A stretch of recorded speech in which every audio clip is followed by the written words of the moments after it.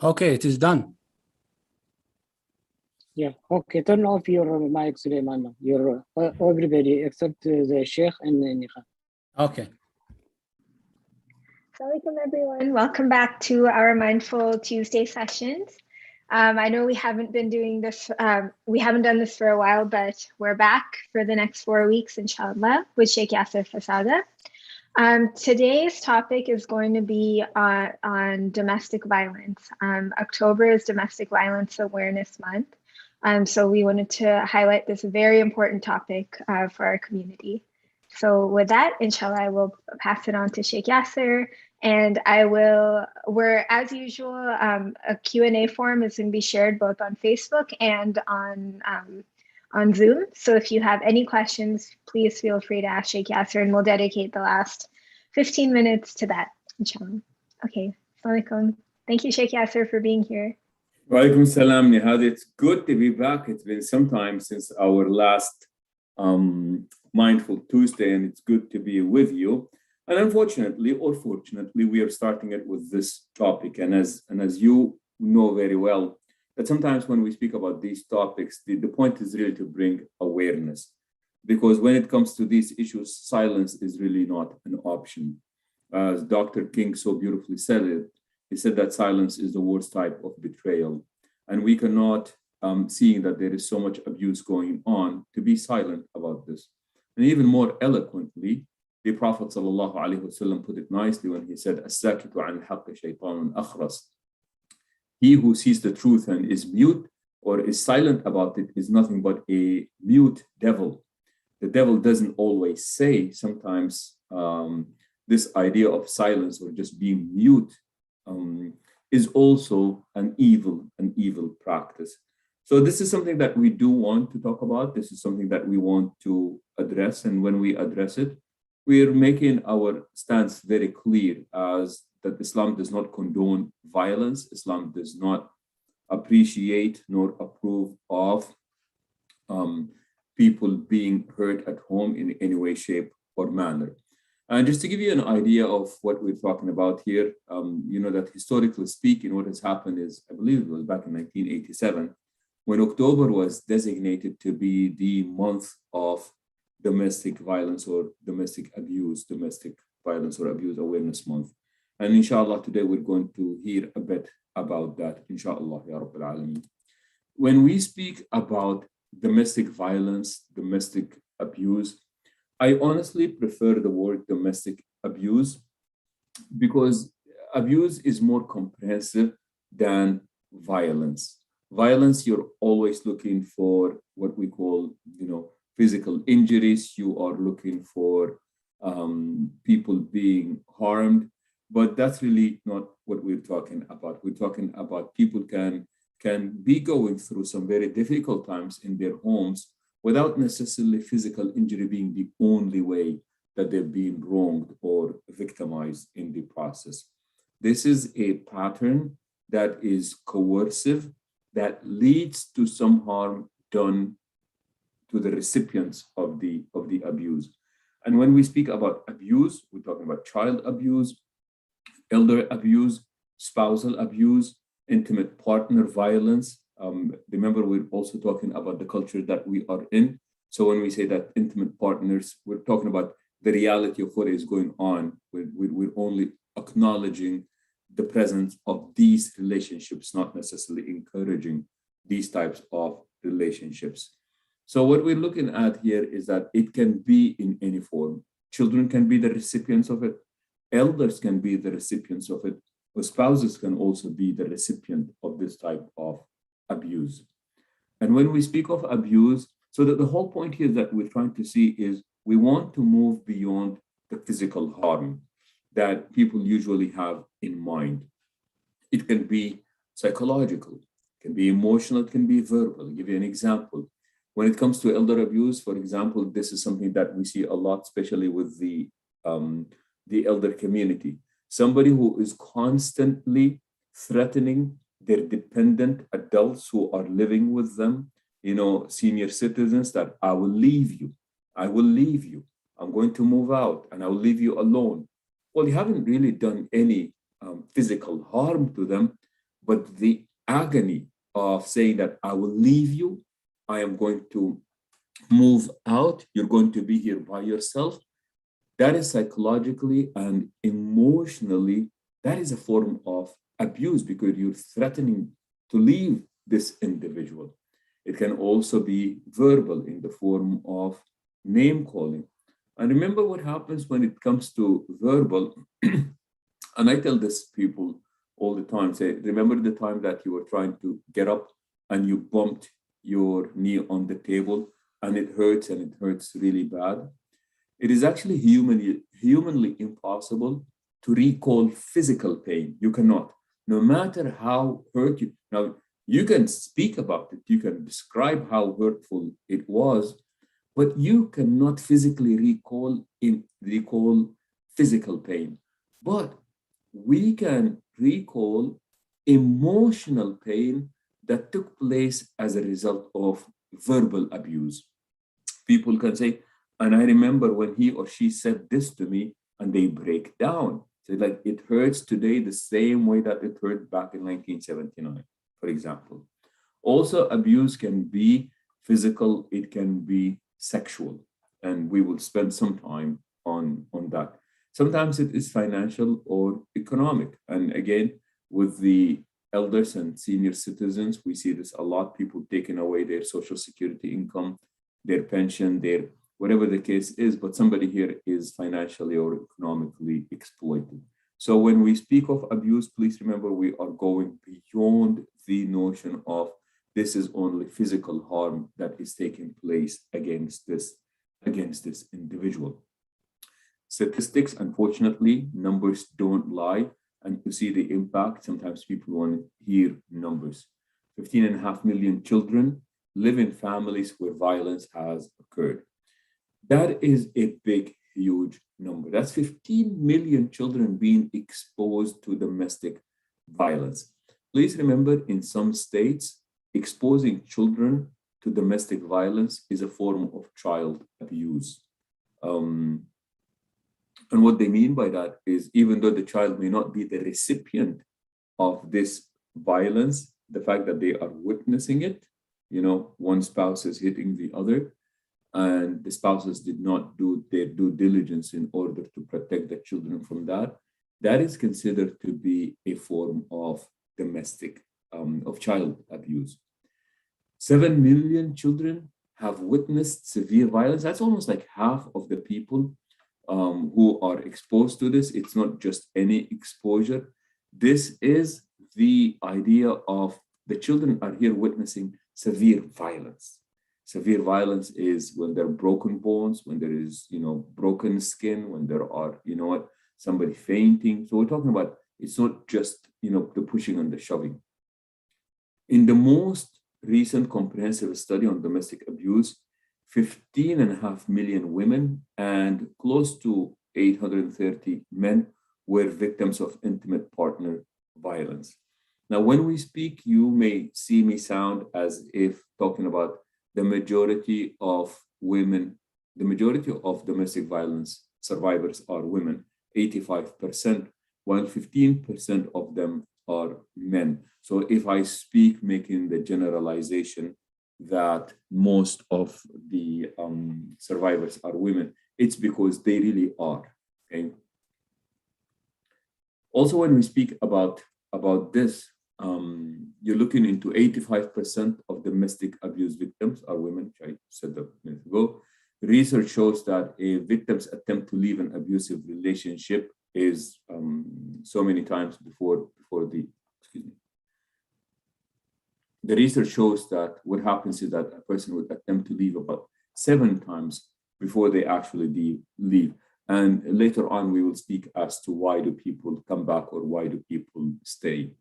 Worldwide, it is estimated that between 86 to 87% of women are physically assaulted in their lifetime. That's a big gap there. I don't think that's what is meant. It's not 8 to 67% of women. But what happens is that depending on the area that you are in, that can actually be true. In some areas, some of these practices are tolerated in other areas or not. And also you're talking about in their lifetime. But this is just to let us know how prevalent this is. And like we said, men are also victims of that. As far as the Muslim community is concerned, and this is really interesting because usually people want to ask, what about the Muslim community? Now, unfortunately, this is a little bit old. This is about 10 years old. What Sakina and Peaceful Families Project have found in their domestic violence survey, many times you see DV, that would be the acronym for domestic violence, is that they're saying that 31% American Muslims reported experiencing abuse within an intimate partner relationship. That's a high number. 53% American Muslims reported experiencing some form of domestic violence during their lifetime. These are high numbers. You're talking about 53%, that's 1 in 2 of the people who have answered the survey, of course. 31%, that's closer or more than 1 in every 4 people. They're saying that they have experienced abuse or they have witnessed abuse. And that is a big, huge number within our community. And that is part of the myth that we will address in a second. Another one also is, what type of abuse did people witness? Remember what we said earlier about the psychological, economical, and what have you. And in this survey, again, just this is not to take away from the importance of the survey, but usually what you want to do many times is looking into how many people were surveyed, for example. In this case, it is 2,000 Muslim women, okay? All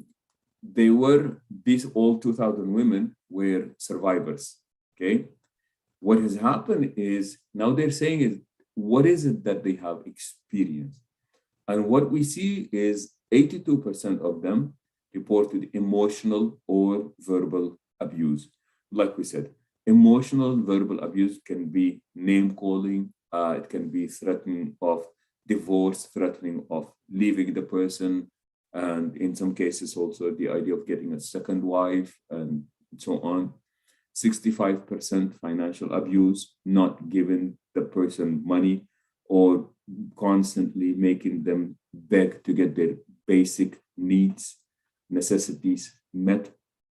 49% reported spiritual abuse, and by that they're talking about people misusing and abusing religion and religious texts, and we will see some of that soon, inshallah. 74% of them, they reported physical abuse. 30% reported sexual abuse, making people do things that they don't necessarily want to do. And 37% multiple types of abuse. It was not just one of these, but several of these.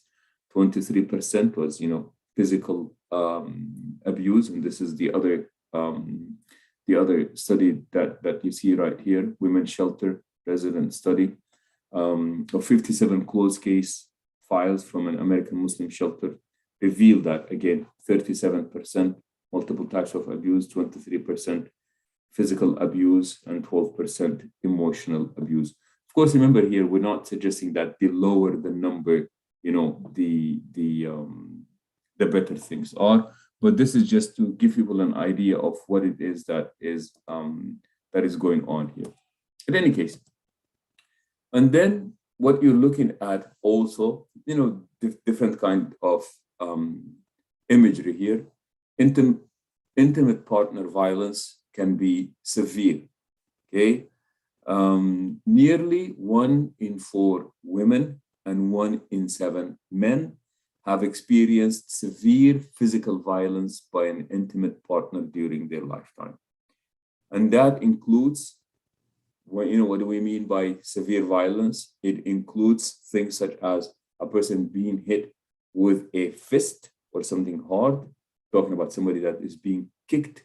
We're talking about somebody that is hurt by pulling their hair and slamming them against something. And I apologize for any of our brothers or sisters who have been the recipient of this, or this is evoking certain emotions in you, my apologies. So please make sure that you take care of yourself.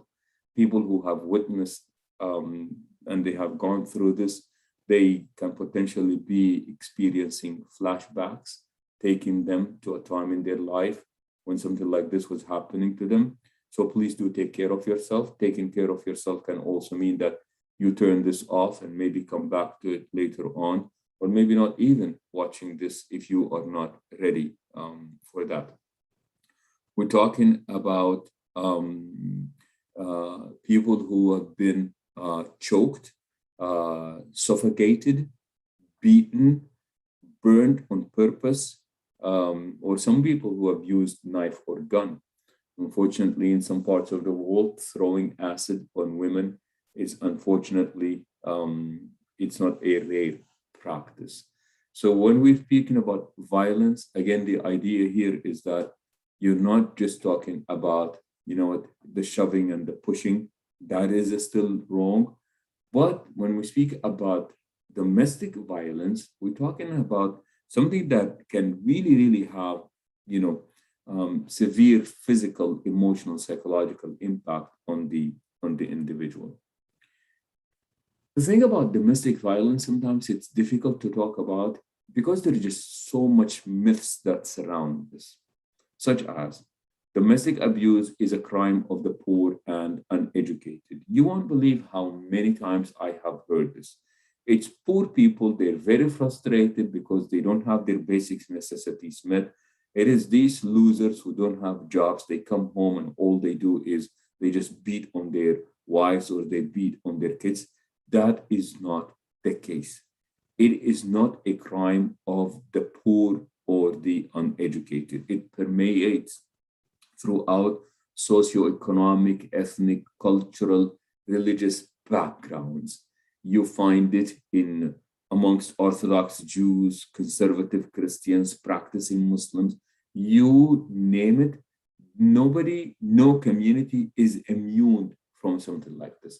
And that explains sometimes why there is silence about it, because there is a lot of wishful thinking that takes place, especially amongst religious communities, that, since we are religious, this is never happening in our midst, but it really does happen in our midst. Another myth is this: if the victim does not leave, the situation must be tolerable. Well, remember what we said earlier, that people attempt to leave about 7 times before they finally leave. Long ago, I remember when we were taking classes on child abuse and domestic violence, there was a study on how long do people stay in an abusive relationship. And the average is anywhere between 18 to 25 years. And during this time, the person leaves or attempts to leave about 7 times. And now you're thinking that if the victim does not leave, then the situation must be tolerable. And that's not necessarily the case, as we will see when we speak about why do people stay or why do people come back. Sometimes people have no options. Sometimes there's somebody thinking of the greater good. Sometimes there is hope. Sometimes there is love. Sometimes there is societal pressure. But there are the idea that somebody is in a situation that is unbearable, and they're not leaving for a reason or another, does not make the situation acceptable or tolerable. But there are greater forces that are in play here for that person to remain to be in this relationship. This is a really good one. The abuser just snapped and lost his composure. And that is something that a lot of people say. A lot of men would say that, look, man, I know what I did is wrong, but I just lost my cool. I really snapped. I was really angry. And you just ask that same person, say, look, have you ever received a ticket, a traffic violation that you believe you did not deserve? Oh, yeah, man, the other day the police officer gave me a ticket and I did not deserve it. I said, well, how upset were you? Oh, I was very angry. I was upset. Well, did you hit the officer? Of course you didn't. Of course you didn't. So what happened? It means that you have the ability to control yourself. But it seems like you have the ability to control yourself when you know that the other person is capable of doing something to you, but somehow conveniently you snapped and you lost your cool and your composure when when you were in the presence of somebody who could not at least defend themselves physically. So the abuser snapped and lost his composure does not really explain or justify why the violence and the abuse took place. Risk factors. Okay, what is going on? Who's at risk? So for the perpetrator, people who have witnessed, meaning that they themselves were the recipient of violence when they were kids, or people who witnessed that in their childhood, meaning that this is how I saw my parents solve problems, they are at a higher risk because this is what was modeled in front of them. This is what they have taken. This is what they're being used to. This is what they're being taught, either directly or indirectly. They happen to be at a higher risk. As far as the victim, and that's a really difficult one. I remember one time I attended a training and it was on domestic violence. And I remember one of the presenters was a judge at the family law center, family court. She was a judge in the family court. And what happened is that she was talking to us about how she would be sending all these perpetrators to jail. But when she went back home, she herself, the judge, was the victim of domestic violence.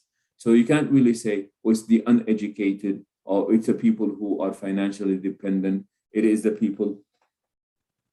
However, people who are, the bigger their circle of independence is, the less likely that they will be victims. And now the smaller their circle of independence is, and by independence, I'm talking about financial independence, I'm talking about emotional independence, lower self-esteem. These would all, present themselves as risk factors that the victim may be the recipient of domestic violence. And of course, there is the perpetuating of this cycle that we are going to be looking at. Cycle of abuse, usually, it's not something that just happens, but what we see going on is this is where it begins. And that is there is a tension that builds up. And during this time, the tension increases. People are walking around in, feels like you're walking on eggshells. And then there is a breakdown of communication. He is not talking, she is not talking. And the victim becomes fearful and feels the need to placate the abuser. And that is usually, you see the cycle just happening over and over again. And then after that, the next step that usually happens, and that is the incident taking place. And that is the verbal, emotional, and physical abuse, the anger, the blaming, the argument, the threats, the intimidation, they take place. Now, all of these things can happen. Some of these things may happen. And then, of course, there is the victim threatens to leave, to call the police. She becomes upset, or again, we're saying she, simply because, like we said, 85% of the recipients are women. And then after that, there is that period of reconciliation. The abuser apologizes, gives excuses. They blame the victim. It was your fault, denies the abuse ever happened, or says that it was not as bad as the victim claims it to be.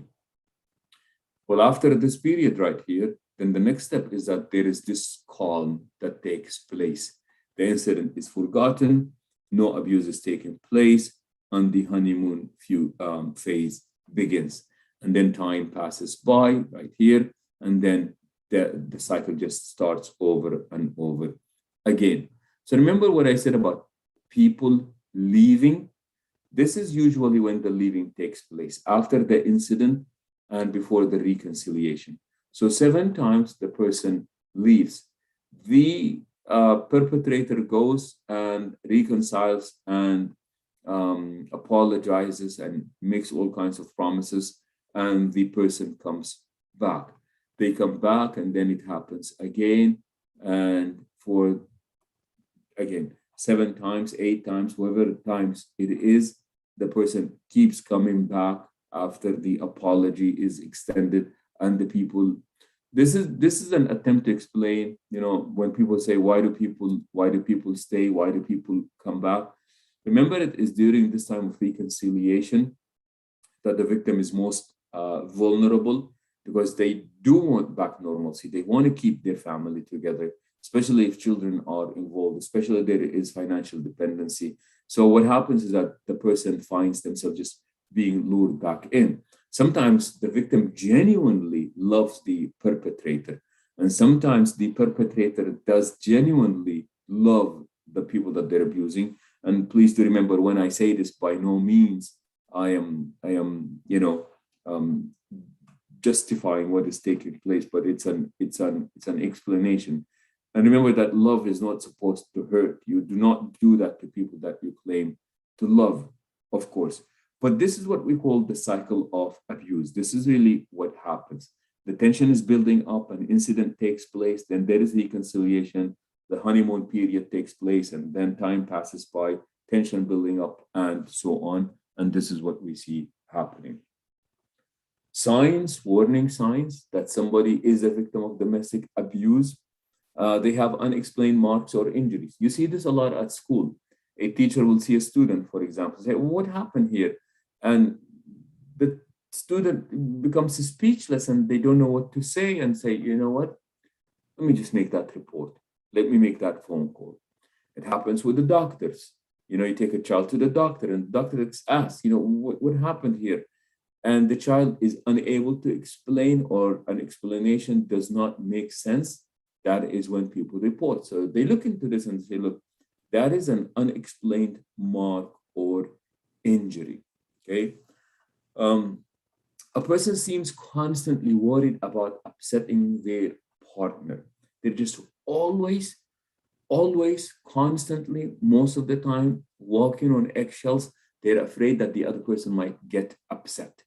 And it's not that, you don't want to upset somebody that you love. It's that you are afraid to upset them because something bad might happen. And it is this kind of constant worry that we are talking about. They make excuses for their partner's behavior. This is really, really unfortunate. So again, I tell you with my experience, I have people who call me and they say, "Sheikh, my husband hit me, but it's my fault.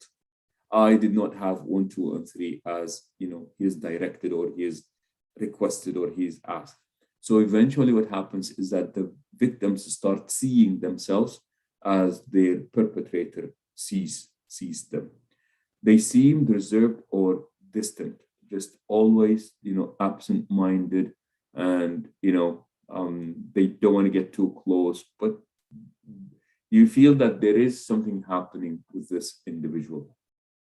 They stop attending events, and please, as we're talking about these signs, we don't want people to think because somebody did not show up to a meeting, they must be victims of domestic violence. It's more than that. But what we're looking for here is that there is that overall environment, there is that overall way of being that the victim is behaving that makes people around them suspect that something like this is taking place or going on. Their partner is extremely jealous or possessive. That is also one of the signs. They stop spending time with friends and families. That's part of that isolation that is taking place. They are depressed or anxious or display changes in personality. But these are the things that we would be looking for that can give us a hint that somebody is a victim of domestic abuse, for example. Okay. Tools of domestic abuse. Remember, these are things that the abusers do, and I will go over them very quickly. I believe that there are 8 or 9 of them here, 8 of them, and we will just use them very quickly, visit them. Okay. using isolation. So if you wanna, looking into the wheel, that they refer to this as the wheel of domestic violence. And in this case, it is proposed that the wheel of domestic violence is really about power and control. When somebody perpetrates that the violence, they get this sense of power and that they are in control, or is their desire to have the power and be in control that somehow motivates this type of behavior. They use isolation. And now what we're looking at is we're going to be looking into, so this wheel of domestic violence is actually a wheel that is universally used, but what I think it was Sister Sharifa who did this wheel, but included how religion is used in the process. And in this case, it is Islam that is used in this case to perpetuate this violence. So for example, using isolation, for example, husband says that isolation is you can't go here, you can't be there. And it's not because, of a person's, you're looking for their good or their own good. It's just about you having the control. So what you do is that you isolate people. And usually when people are isolated, it's easier to exploit and abuse them. So the husband would use this idea of qawama, that he is the manager of his wife. This is a Quranic term, as we will see. He has the God-given right to control every movement, who she sees and talks to, what she thinks, what she reads. Wives are made to get permission to use the telephone, go grocery shopping, visit parents. Even if marriage contract gives her full mobility, husband ignores it. I have had people who, unfortunately, what I came to know people about, literally I know of a case where a man would leave and he would lock his wife inside, for example. Remember, we don't want to bring these, extreme cases and make them sound like the norm in our community, but sometimes these cases are used in order to illustrate a point. And that is like the amount of control that a person has over his wife. Wife has been here for over 30 years, and the husband refuses to allow her to drive. And it's not that because he's afraid or anything like that. No, it's because he believes that, driving will make her more independent. Driving will give her tools to no longer need him. So he chooses that she is not going to learn how to drive. We're talking about an immigrant community here, of course. People who refuse that, their wives are never going to be learning English because they're afraid that if she does, then he's losing that control. So you've got people using this type of isolation, so much so that they determine they want permission for everything, including using the telephone. And of course, at that point, that's really not a healthy relationship. Minimizing, denying, and blaming, trivializing the abuse. Okay, it wasn't as bad. That's not really what happened. I did not do that. You fell on your own. It's all your fault because you did 1, 2, and 3. Denying the abuse by giving it a different label. We call it discipline. Rather, it was really abuse. Saying the wife caused the abuse, for example. Telling wife that divulging episodes of abuse equals violation of her Islamic responsibility to respect her husband's privacy, and God will condemn her for it. Remember, this is what you see here is a lot of usage of that religious language in order to further control the person so that the person now feels guilty, even speaking about what just took place. And now here, remember that you're blaming the person. So now people feel guilty because now they have to suffer in silence, because now speaking about what happened to them is unacceptable. Okay, using children, that's a very, very common way. Children told that they're being beaten to prevent them from becoming too Americanized. And again, we're talking about an immigrant community here. Father threatens to get custody from Islamic court, send children overseas, marry them off young, or kidnap them. All have heard some of these cases. Children's trauma symptoms used as excuse to batter wife. The father encourages children to insult and disrespect their mother. Husband says he has to abuse mother to stop child abuse. You just name it, But the point here is that the children are being used to perpetuate, to further exploit the individual further. Using male privilege, that is also very common. Husband's dominance and inflexibility extolled as Quranically mandated, requiring obedience in all matters. And we will take a quick look at that verse. Wife's opinions, aspirations, plans considered as Western and un-Islamic. Children verbally, physically abused as right of Muslim father. And again, remember, please, sorry to be repetitive here, but remember, we're talking about 85% of victims are women, and that's why we keep referring to husband and father, keeping in mind that 15% of the victims are men, okay? So in this case, the opposite of it would be a woman constantly threatening the husband that she's going to break things, she's going to hurt herself, and then call the police saying that it was the man that did this to her. And I have seen these cases, okay? And repeating hadiths that are, you call them bogus, unauthentic, weak, fabricated, about women, bowing to men, for example. But what we're seeing here again is the usage of religious texts, using economic abuse, okay, refusing to allow wife to get education or training. Unfortunately, this happens. Refusing to let her get a job, demanding that she quits a job, take her entire paycheck. I've seen cases like that, while Islam allows her to keep it all, for example, hiding family income. But what we see here is, which one is it? Is it the economic? Is it the emotional? Is it the minimizing, the denying, and the blaming? Using coercion and threats, threatening to marry another wife, threatening God-ordained wife beating. We will look at this verse. Threatening to leave her without money, threatening to spread the word that she is an adulteress, like spreading rumors about that person, making her drop charges to preserve extended family's reputation.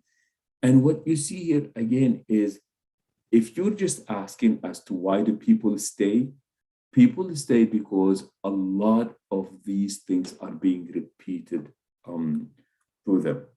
Using intimidation, I'm just going to go through this quickly.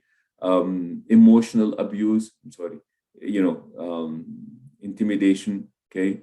And again, some of it is just so unbelievably childish and really, really juvenile, okay?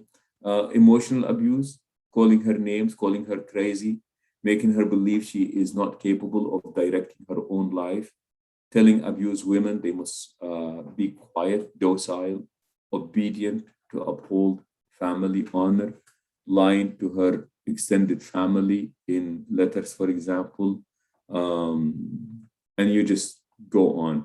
Belittling, calling the wife unfit Muslim mother, just constantly blaming the person, minimizing what they do, not appreciating them. And this really needs to stop. We're talking about 1 in 4 Muslim women. That's a lot of people. That is a lot of people. That's 25% within our community members who are going through this. And remember, these are our mothers, they're our daughters, they are our sisters, they are our wives, and these are our, fellow sisters in faith and sisters in humanity as well. And that's why we said that silence is not an option. And we do have the responsibility to make sure that we verbalize where it is that we stand. Like we said, Islam does not condone this type of behaviors. Why do people stay? Financial reasons. I have children with them. I know sisters who have gone through these relationships and they say that I stayed for my sisters. Remember, I've also heard brothers who say, I'm staying in it for the children. Religious or cultural stigma against divorce. In some of these cultures, in some of these communities, People are not very kind to divorcees, and we're talking about our sister here. Our sisters sometimes, people who are women who are divorcees are not necessarily looked at favorably. So there is this cultural stigma about being a divorcee, and some people just do not want that stigma on them. So there is that cultural pressure on them to stay in the marriage. Sometimes people just feel guilty about leaving the relationship. Islamically guilty, socially guilty, guilty because of the children. Sometimes shame, very similar to the stigma about being divorced. Cultural language barriers, distance from family. She's all here by herself. Her family is overseas. If she goes back, she's going to be a burden on her family. She might be able to help them while she is here. She does not speak the language, so she has very little access to resources. She does not have the cultural competency to, look around what are her rights and what she needs to do. And the fact that there are just barriers between her, the resources, the help, these are all reasons as to why people stay. So, like I said earlier, sometimes people stay because of promises that were made by the perpetrator. I know just literally a few days back, a sister was talking about leaving the husband, wanting help with the divorce. Then she calls back again saying that he apologized and he said that he was sorry, he acknowledged his mistakes, and I'm willing to go ahead and give him a second chance. She's been married for over 22 years. Okay. And this is not the first time that she's going to give him that second chance. Sometimes people are motivated by love. I know he does this, but I really, really love him. I think he's a kind person. He is good at heart, but you know what? When he loses it, 1, 2, and 3 happen. So people have reasons to stay. Now, whether you find their reasons acceptable or not, honestly speaking, is irrelevant.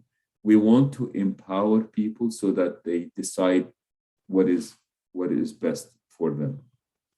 A few more minutes left here. Impact of domestic violence. Victims of intimate partner violence commonly report negative impacts, such as feeling fearful, 62%, concern for their safety, 57%, PTSD, 52%, and as far as men are concerned, 18%, they feel fearful.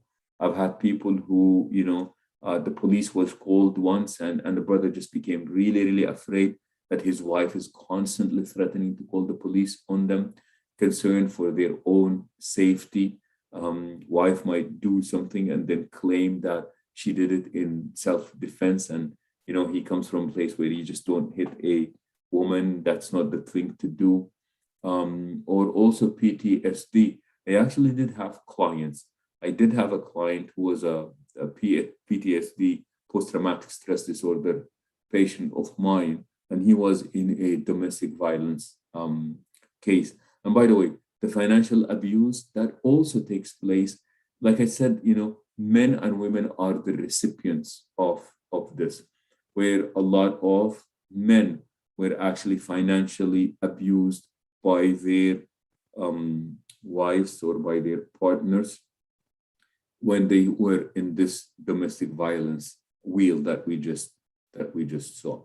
This is the verse that sometimes people refer to when they say that the Quran does condone domestic violence. And this is the verse in Surah An-Nisa, verse number 534. 5 is the number of the surah, 34 is the number of the verse. Sometimes I like to show people just the difference in translation. So what I like to do is compare translations. We have Asad, Malik, Yusuf, Ali, and Khattab that we will be looking at. When you look into the verse, amongst the things that the Quran speaks of is, and for those women, whose ill way you have reason to fear. I just want you to see how Muhammad Asad calls it ill way. You have reason to fear. Admonish them first, and then leave them alone in bed. And then it says, and then beat them. Well, that's a very strong word to use when that is the case. But that would be the translation that is used by Muhammad. I said, for example, Malik in his translation of the Quran, he said, as to those women from whom you fear disobedience. Oh, it's disobedience here. It is ill way here. First, admonish them. Then refuse to share bed with them. And then, if necessary, beat them. So he uses the word beat preceded by the word if necessary, beat them. But then again, the word beat is really a strong word. Yusuf Ali speaks about women who have ill conduct. Now he calls it ill conduct. Admonish them first, next refuse to share their beds, and last beat them. But then he says beat them lightly.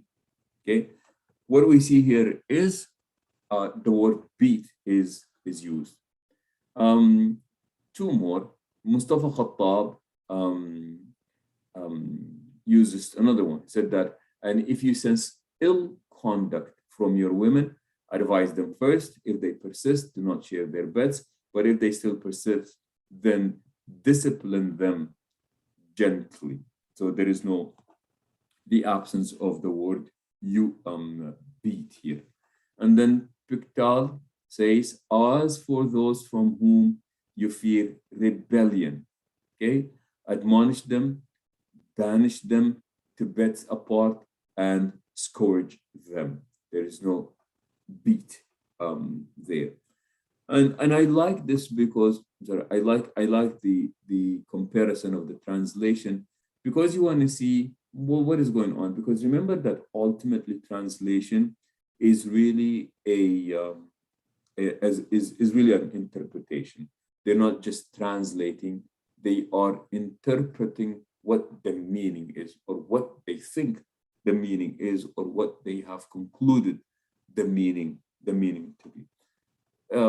In summary, what the verse is talking about here is that there is somebody, in this case it is the woman, because the Quran uses the same term for men and women, somebody who's guilty of nushuz.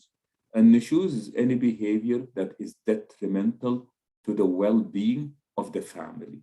You call it ill will, you call it disobedience, you call it ill conduct. But what we're talking about here is we're talking about a behavior that is detrimental to the well-being of the family. What do? Talk about it. Let it be known to the other person. Look, what is going on is unacceptable. This is really not happening. Well, that type of behavior continues, and the well-being of the family is really, really threatened at this point. Then what do? This is really, really becoming so serious that the idea of me finding you attracted, or me being interested in being with you, even in bed, is just not fathomable given the behavior that is taking place. Well, if that does not work, then the Quran uses the word daraba. And daraba is such an interesting word in Arabic because it has 27 different meaning. Remember, Arabic is a Semitic language. Usually Semitic languages are based on a root verb, and the root verb has several different meanings depending on how you use it. So for example, the Quran says, ضرب الله مثلا. Allah sets an example, Allah strikes as an example. ضرب في الأرض. That's talking about this idea of people going about, conducting business transactions outside of their cities. And what I have come to know, Allahu Alam, Allah subhanahu wa ta'ala knows best. Remember, we're not saying that the Quran is not saying this. We're just trying to understand what did the Quran mean by it. So we're not questioning the fact that this is in the Quran. What we're looking for is, what is this meaning? And then, so one of the better translations that I have found for this is this idea of tap, meaning that there is a point where you really want to say that this is really, really serious. So I said, look, admonish them. You know what? sharing a bed is just not even becoming an option anymore. And then say that tap the person and say, look, I really need you to listen to this. This is not going to work out. Because remember that the idea of physical punishment is not really a way of making the person more attracted to you. It's not going to be a way that is going to solve problems. The point is not to inflict physical punishment upon the person by causing them pain to make them love you. If anything, that will just drive them away further from you. And of course, we have the best of interpretation came from the life of the Prophet sallallahu alaihi wasallam. The Prophet, peace be upon him, never struck a woman. The Prophet, peace be upon him, always looked down upon men who beat their wives. The Prophet sallallahu alaihi wasallam, it was brought up to his attention by women of Medina. They came and they complained that their men are getting very physical with them. The Prophet sallallahu alaihi wasallam gets up and he said, "Ulaika laysu bi khiyarikum." These are not the best amongst you, those who choose to beat their wives. I think it's very important that as MAPS that we say, and I don't mean to be the spokesperson for MAPS here, but we do not condone this type of behavior, that we want to let our sisters know that they can reach out, that we will be there to help, inshallah, to the best of our ability. And when we say help, we're also extending our hands to the perpetrators as well. Because in the hadith, the Prophet ﷺ says, be there for your brother, be they the recipients of abuse or be they the conductors of the abuse by stopping them. Beating your wife does not really make you more of a man. If anything, it actually really does make you less of a man. Picking on those who are unable to defend themselves because you happen to be physically in a better position than they are does not really make you a big man. To the contrary, I believe it makes you a smaller man. May Allah subhanahu wa ta'ala save our families and keep us all safe, Ya Rabbil Alameen. Thank you, Sheikh Yassir. That was very informative and a very important discussion. So we have a few minutes left and we have two questions that came in. The first is, can you please talk about physical and psychological or emotional abuse of a stepfather and emotional abuse generally? Of a stepfather? Mm-hmm. Okay. Yeah. So usually when we speak about the term domestic, we are talking about people who share a space together in whatever form that comes. It could be the older brother, it could be a stepfather, it could be a stepmother, it could be, when we speak about domestic violence, we're not necessarily talking about the biological father, the biological mother. We're talking about people who share a space together. And whether it is a stepdad or, stepmom, unfortunately, sometimes it opens itself to different types of abuse. And usually the presence of males of that nature, opens the door for sometimes sexual exploitation, for example, depending on the age of the child, unfortunately. But you have seen that as far as, like I said, I'm not sure why we are specifying a stepfather, because abuse is abuse, be it one that is done by the biological father or by the stepdad. I'm not sure I'm really clear about why specifically that. As far as the psychological, well, the whole point here is that, remember, the agony that is caused upon the victims is not just physical. It also is psychological and emotional. Let me just give this example. One of the very first things that leave a person, the victim of domestic violence, is their sense of self-respect, for example. Sheikh, I was standing there, he slapped me, spit on my face, called me all kinds of names, and I was unable to defend myself. I had so little respect for myself at that point. Sister tells me he slapped me while I was nursing my baby. He hit me in front of my kids. I lost all kind of self-respect that I had for myself. That is a form of psychological abuse, for example. Okay. The examples that we gave, the threatening of I'm going to get a second wife, I am going to divorce you, especially if that person comes from a culture where that stigmatizes divorcees, then that person is just going to be in that state of just being constantly afraid. I am going to spread rumors about you. I said, you came to know this person or that person. And in some of these cultures that are hypersensitive to the concept of honor, are more prone to chaos and violence. And people at that point are just really, really afraid of these things. And it is that fear that really causes that type of psychological impact on the people. In addition to that, I think also the constant name calling, the accusations, you are crazy, you are this and that, that can really leave a psychological and emotional scar on the people. Thank you, Sheikh Yassir.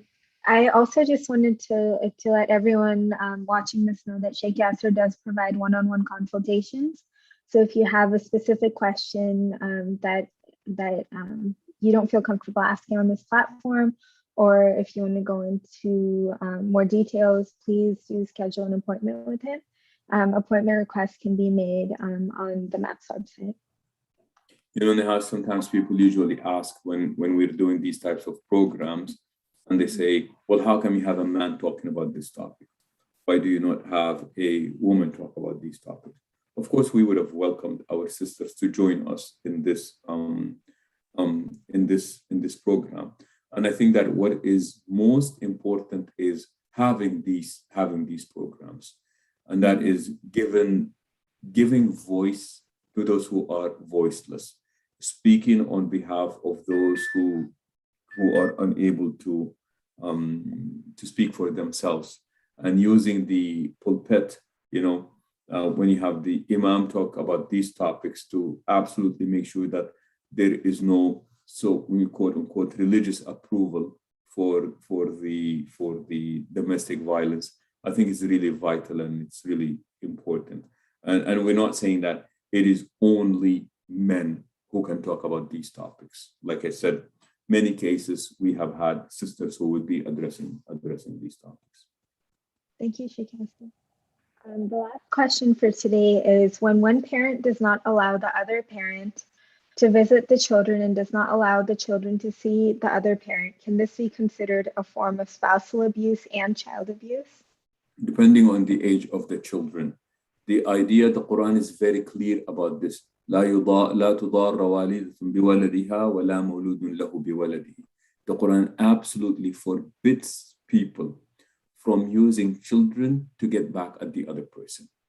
The Quran is extremely clear about this. Do not use children in order to hurt the other person.